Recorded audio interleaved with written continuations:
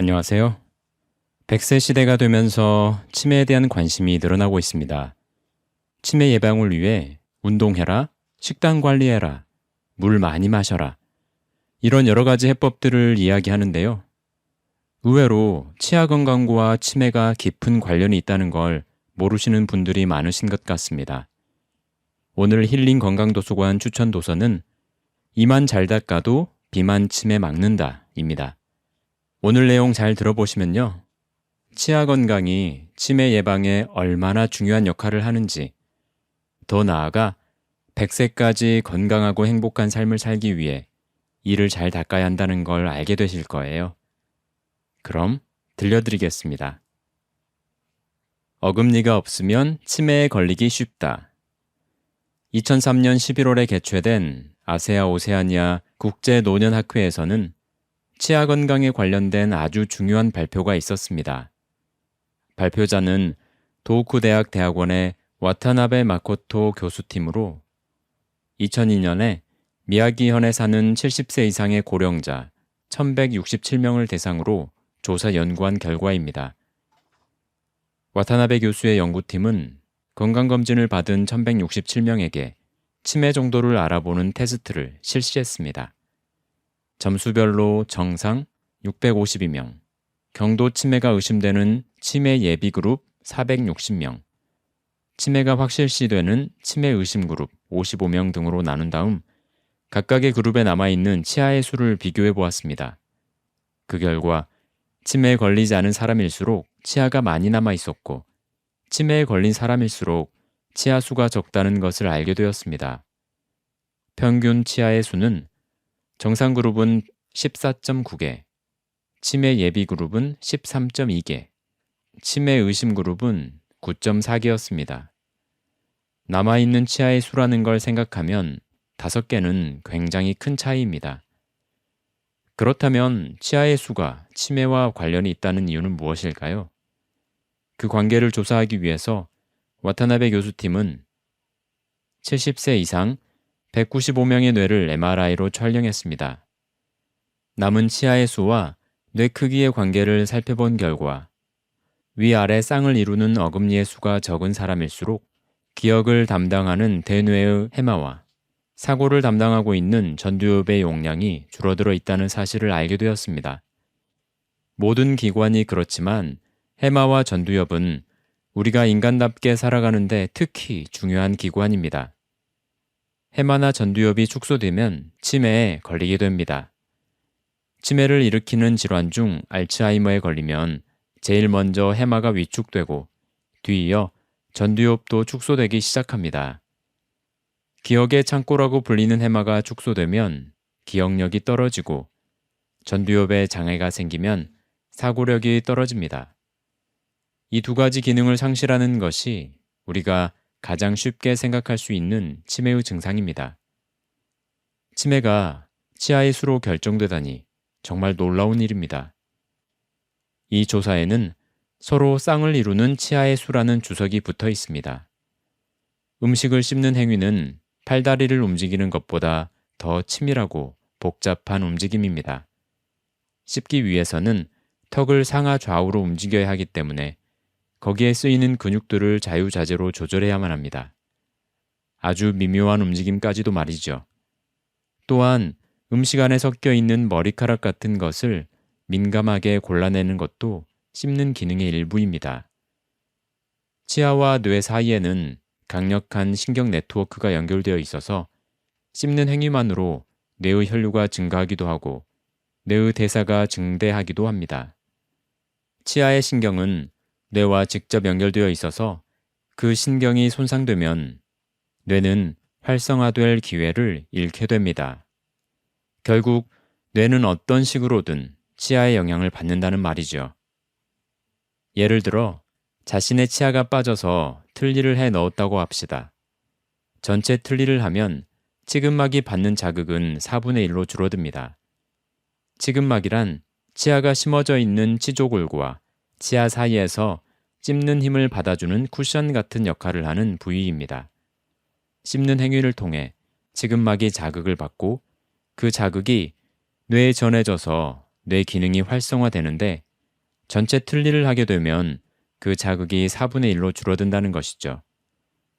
뇌가 받는 자극이 줄어들어 혈류가 나빠지면 뇌가 쪼그라들면서 치매가 진행되는 것입니다. 2013년 7월 영국에서도 유의미한 자료가 발표되었습니다.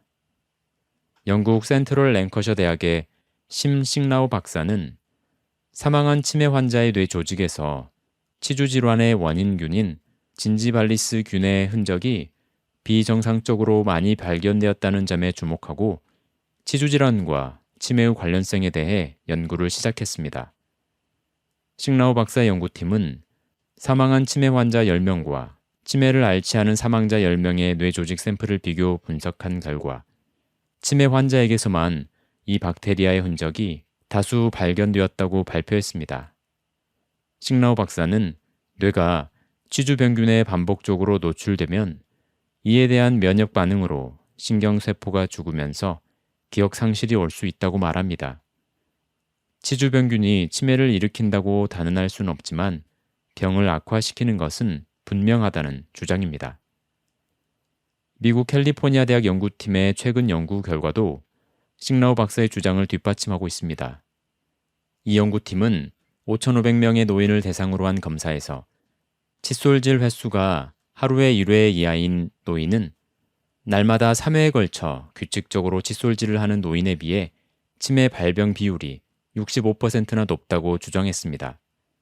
그러니 나이를 먹어서 이제 치아를 관리하기엔 너무 늦었다고 생각하지 말고 남아있는 치아 관리에 만전을 기해야 합니다. 30번 이상 씹으면 다이어트 효과 확실. 언젠가 친구에게 식사 때마다 한 입에 30번씩 씹는 것이 얼마나 중요한 일인지에 대해 이야기한 적이 있습니다. 그날 이후 그는 30번 씹는 일을 꾸준히 실천해서 3개월에 4kg을 뺐다고 합니다. 식사의 양을 줄이거나 특별히 운동을 한 것도 아니고 그저 한 입에 30번 씹는다는 자신의 규칙을 지켰을 뿐인데 말입니다. 이 친구는 방송국 카메라맨으로 일하다 퇴직을 했습니다. 나이는 65세, 165cm 정도의 키에 몸무게는 65kg 전후였습니다. 비만이라고 할 정도는 아니었지만 은퇴를 한 뒤에는 아무래도 몸을 움직일 기회가 줄어드니까 먹는 양을 조금 줄여볼까 생각하던 참이었다고 했습니다. 그때 씹는 일의 중요성에 대해 열변을 토하던 저를 보고 느낀 바가 있어 일단 한 입에 30번 씹는 일을 시작했다고 합니다. 30번씩이나 씹고 있자니 자연스레 식사를 천천히 하게 되고 맛을 알게 되어 그저 한 끼를 때우던 식사가 이제는 제철의 맛을 음미하는 수준이 되었다고 합니다. 저절로 식사량이 줄어들어서 3개월 동안 4kg이 빠지고 허리둘레도 6cm나 줄었다고 합니다. 이 친구는 지금도 61kg의 체중을 유지하고 있습니다. 한 제약회사에서 대사증후군을 개선하기 위해 식사 때마다 한 입에 반드시 30번씩 씹도록 지도한 결과 96%가 체중이 줄었다는 보고가 있습니다. 이 사람들도 요요 현상은 없었습니다. 이렇게 쉬운 다이어트 방법은 없을 것입니다. 한 입에 30번씩 씹기만 하면 되니까 누구라도 오늘부터 바로 시작할 수 있습니다. 다만 이렇게 잘 씹기 위해서는 반드시 치아가 튼튼해야만 합니다. 잘 씹으면 우리 몸에 또 하나의 이로운 일이 생기는데 바로 침분비가 활발해집니다. 치아를 지키기 위한 치매 효과는 뒤에서 자세히 설명하겠지만 씹는 이야기가 나온 김에 잠깐 소개하고 넘어가도록 하겠습니다. 침 속에는 여러 가지 유익한 성분이 포함되어 있습니다. 잘 알려져 있는 아밀라아제는 탄수화물의 소화 흡수에 도움이 되는 효소입니다. 그 외에도 세균을 막는 라이소자임, 항균 작용을 하는 락토페린, 면역 글로불린, 히스타민 등 살균 항균 작용이 있는 물질이 포함되어 있기 때문에 입안에서 잡균이 번식하는 것을 억제해줍니다. 이런 잡균이 구취의 원인이 되기도 하는데 치매 양이 많으면 구취도 예방할 수 있습니다. 최근의 연구에 의하면 침에 포함되어 있는 페록시다아제는 노화 촉진의 원인으로 꼽히는 활성산소를 제거하는 작용도 있다고 합니다. 침은 음식을 씹을수록 잘 분비되며 되도록 천천히 씹는 것이 좋습니다. 침을 많이 나오게 하기 위해서라도 한 입에 30번씩은 씹어야 합니다. 동물에게 치아는 생명을 좌우하는 기관. 충치나 치주 질환을 전신의 건강과 관련지어 생각하는 사람은 많지 않습니다. 치아에 관련된 병 자체가 그렇습니다. 특히 충치는 많은 사람이 어릴 때부터 겪는 일이다 보니 대수롭지 않게 여기는 것이 보통입니다. 흔히들 이렇게 생각합니다. 단 것을 많이 먹고 칫솔질을 하지 않으면 치아가 썩을 수 있다. 하지만 통증이 느껴진 후에 치과에 가서 치료하고 떼우면 된다. 또 아주 심하면 뽑고 새로 해 넣으면 된다. 치아는 위아래 합쳐 32개나 되는데 한두 개 뺀다고 무슨 큰일이 나겠느냐 라고 생각하는 겁니다. 치아를 워낙 장 또는 뇌, 심장과 마찬가지로 중요한 기관이라고 생각하는 사람은 별로 없을 것입니다. 하지만 인간 외의 다른 동물의 경우 이빨을 잃는다는 것은 곧 죽음을 의미합니다. 먹잇감을 사냥하는 일도 먹는 일도 이빨이 없으면 불가능하기 때문입니다. 인간은 더 이상 생존을 위해 사냥을 하지 않습니다. 그러니 치아 손상이 얼마나 치명적인지 깨닫지 못하는 것 같습니다. 또한 도구를 사용해서 음식을 손질하고 치아에 문제가 생기면 틀니 등의 도움을 받게 됩니다. 그러다 보니 더더욱 치아에 탈이 나면 갈아내고 고치거나 뽑아내고 새 곳으로 교체하면 된다고 가볍게 여기는 것 같습니다. 그런데 알고 보면 인간도 치아를 잃으면 건강한 치아를 갖고 있을 때처럼 건강한 생활을 유지하기가 어려워집니다. 치아 때문에 잘 씹거나 삼키지 못하는 경우가 생기기 때문입니다. 예를 들어 어금니가 썩어서 뺐다고 합시다. 음식을 씹을 때 치아는 항상 위아래 마주칠 상대가 필요합니다.